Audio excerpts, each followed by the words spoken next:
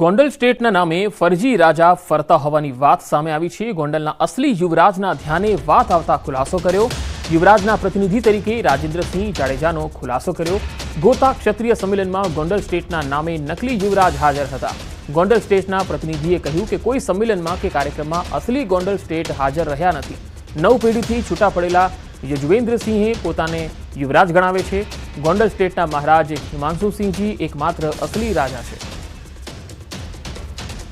તો અહીં ગોંડલના અસલી યુવરાજના વાતમાં ધ્યાન આવી છે કે આ કોઈ વ્યક્તિ જે છે કે જે ગોંડલના સ્ટેટના રાજવી તરીકે હાજરી આપે છે, સમારોહમાં જાય છે, ત્યારે ગોતા ક્ષત્રિય સંમેલનમાં નકલી યુવરાજ હાજર હતા કે કેમ તેને લઈને સવાલ ઉઠી રહ્યા છે। ગોતામાં મળેલા સંમેલનમાં આ વિવાદ ઊભો થયો છે, કારણ કે જે અસલી જે રાજવી છે તેમણે આ વાત મૂકી છે કે અત્યાર સુધી ગોંડલ સ્ટેટના રાજવી કોઈ સમારોહમાં હાજર નથી થયા, તો પછી આ સમારોહમાં ગોંડલ સ્ટેટના રાજવી તરીકે હાજરી કોણે આપી?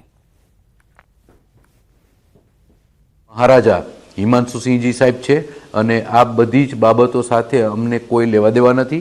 પણ યદુવેન્દ્રસિંહ જે જગ્યાએ ફરજી રાજા કે જે કંઈ શબ્દો એમને આવતા હોય કે ભાઈ ગોંડલ ફરજી ગોંડલ સ્ટેટ કે, તો આ બાબતમાં હું સ્પષ્ટતા કરું છું કે આમાં ગોંડલ મહારાજા સાહેબ કોઈ જગ્યાએ નથી અને યદુવેન્દ્રસિંહજી કોઈ ગોંડલ સ્ટેટ નથી। અને ખાસ કરીને કોઈ પણ વ્યક્તિને યુવરાજ સાહેબ તરીકે ક્યાંય ખોળે લીધેલા નથી। રાજકોટના જસદણની શિવાનંદ મિશન ટ્રસ્ટ હોસ્પિટલ લોકોનું ફ્રીમાં આંખનું ઓપરેશન કરે છે। જસદણના વીરનગરની શિવાનંદ મિશન આંખની હોસ્પિટલમાં 30 દર્દીઓના ઓપરેશન કરવામાં આવ્યા। 30 દર્દીઓમાંથી 10 જેટલા દર્દીઓને આંખમાં અસર થઈ। આંખમાં અસર થયેલ દર્દીઓને રાજકોટની ખાનગી હોસ્પિટલમાં સારવાર માટે ખસેડવામાં આવ્યા। જે બાદ રાજકોટ અને ગાંધીનગરથી આવેલ આરોગ્ય ટીમે હોસ્પિટલમાં તપાસ કરી। આરોગ્ય વિભાગે શિવાનંદ હોસ્પિટલમાં તપાસ કરી ઓપરેશન વિભાગ સીલ કર્યો। ઓપરેશન બાદ દર્દીઓને અંધાપાનું ઇન્ફેક્શન લાગ્યું હોવાની શક્યતા છે। ટ્રસ્ટીએ કહ્યું કે આંખની અસર થયેલ દર્દીને જરૂર પડશે તો ટ્રસ્ટ મદદ કરશે। 56 થી આ 2024 સુધી માનવ સેવાનું કામ કરી રહી છે। સંજોગો અનુસાર જે કંઈક બન્યું છે એનું ટ્રસ્ટીઓને અને ટ્રસ્ટને બહુ દુઃખ છે અને એ દુઃખ નિવારવા માટે પ્રયત્નશીલ છે અને જરૂર પડે સઘન સારવાર પોતાના ખર્ચે કરવા માટે આ ટ્રસ્ટ તૈયાર છે। અને વડોદરાના હરણી રોડની ખખડધજ હાલતને લઈ સ્થાનિકો રસ્તા પર ઉતર્યા, તો ભાજપના કાર્યકર આકાશ પટેલે રોડ બનાવવા માટે ખેસ પહેરી લોકો પાસે ફાળો ઉઘરાવવાનું શરૂ કર્યું। હરણી મોટનાથ મહાદેવ મંદિર આગળ વિસ્તારમાં લોકો અનેક સમસ્યાથી ત્રસ્ત છે। પહેલા દિવસે ભાજપના કાર્યકર પાસે એકત્ર થયા 251 રૂપિયા। એક મહિનાના અંતે રૂપિયા ભેગા કરી પાલિકામાં કરાવશે જમા। જો પાલિકા પાસે રૂપિયા ન હોય તો સ્થાનિકો વિકાસ કાર્યોમાં મદદ કરશે તેવો પણ કટાક્ષ કર્યો।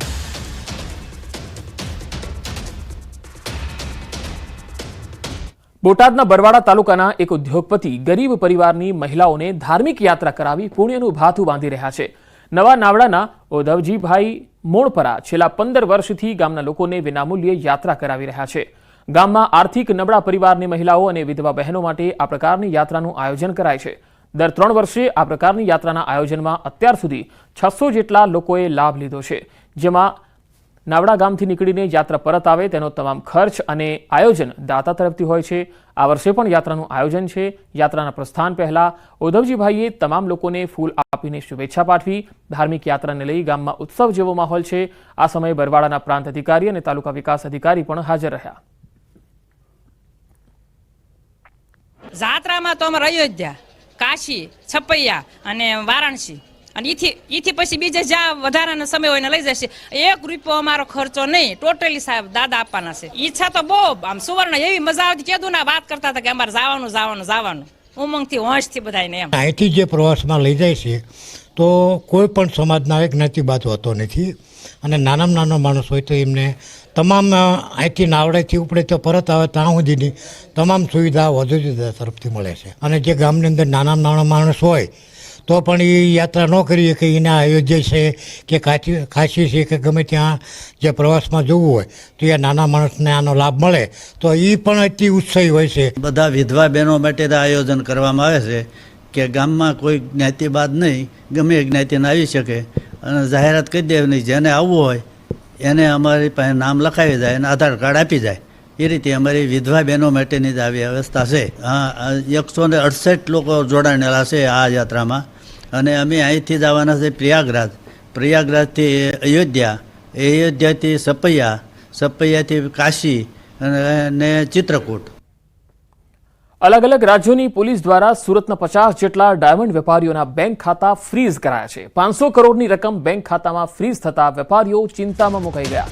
સમગ્ર મામલાને લઈ કેન્દ્રીય કેબિનેટ મંત્રી CR પાટીલને રજૂઆત થઈ છે. બીજી તરફ વિવિધ રાજ્યોની પોલીસ દ્વારા સત્તાનો દુરુપયોગ કરાતો હોવાનો પણ આક્ષેપ થયો છે.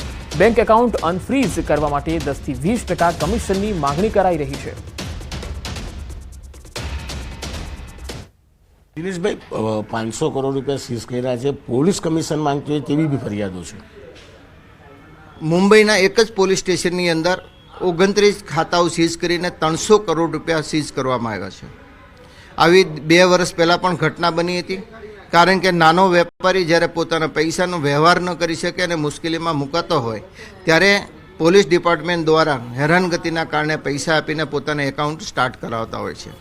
પણ ગઈકાલે મને એ બાબતનો ગૌરવ છે કે વેપારીઓ ખુલ્લા મને બોલ્યા. એમાં 3-4 વેપારીઓ તો કીધું કે મેં પૈસા આપીને અમારા એકાઉન્ટ ચાલુ કરાવ્યા છે. બાકીની પરિસ્થિતિ ખરાબ હોય આપી પણ ન શકે, કારણ કે કોઈના એકાઉન્ટમાં ધારો કે 25 કરોડ રૂપિયા છે તો 15 થી 20% કમિશન માગે છે, એ 25 કરોડ ઉપર, એટલે ક્યાં રકમ જાય? નાનો વેપારી દિવાળીમાં પરેશાન થઈ જાય અને ખાલી ખુલ્લા મને એ લોકોએ રજૂઆત પણ કરી છે અને આજે લેખિતમાં પણ રજૂઆત આપવાના છે. તો આ રીતના એક સારા ઉદ્દેશ સાથે કાયદો બનાવવામાં આવ્યો છે, પરંતુ ભારત સરકાર દ્વારા બનાવેલા કાયદાનો અત્યારે જે લોકો ભ્રષ્ટાચારને નાબૂદ કરવા માટે ડિપાર્ટમેન્ટ છે એ જ લોકો આવા ખોટા કેસો ઊભો કરીને ભ્રષ્ટાચાર કરી રહ્યા હોય ચોક્કસ આ વેપારીઓના માધ્યમથી કાલે અમને જાણવા મળ્યું ત્યારે ખૂબ દુઃખ પણ લાગ્યું. અને આ બાબતે 2 વર્ષ પહેલાં જ્યારે ઘટના બની, ગુજરાત રાજ્યના ગૃહ રાજ્યમંત્રી શ્રી હર્ષભાઈ સંઘવીએ ખૂબ પોઝિટિવ રીતે લઈને તાત્કાલિક 15 દિવસની અંદર આનો નિવાડો લાવી દીધેલો.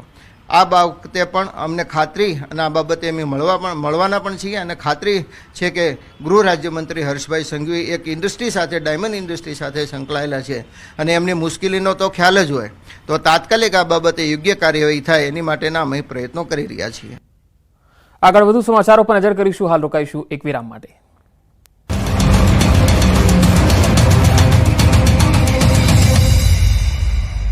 Amazon Great India પરિસ્થિતિ છેલ્લા 2 કલાકની અંદર જૂનાગઢની થઈ ગઈ છે.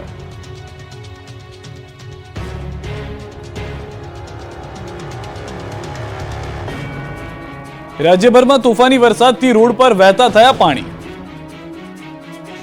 સુરેન્દ્રનગરમાં લાંબા વિરામ બાદ મેઘરાજાએ એન્ટ્રી મારી. ચૂડામાં 2.5 ઇંચથી વધુ વરસાદથી આરોગ્ય કેન્દ્રમાં પાણી જોવા મળ્યું. ચૂડામાં સવારના 6 વાગ્યાથી લઈને બપોરે 12 વાગ્યા સુધીમાં જ 2.5 ઇંચ વરસાદ ખાબકી ગયો. ચૂડા ગામના અનેક નીચાણવાળા વિસ્તારમાં પણ પાણી ભરાયા તો આરોગ્ય કેન્દ્રમાં પાણી ભરાતા સારવાર માટે આવતા દર્દીઓને પણ ભારે હાલાકી થઈ. સાથે વાસલ ડેમ ઓવરફ્લો થતા ચૂડા અને ગોખરવાડા ગામના લોકોને નદીના પટમાં અવરજવર ન કરવા સૂચના આપવામાં આવી.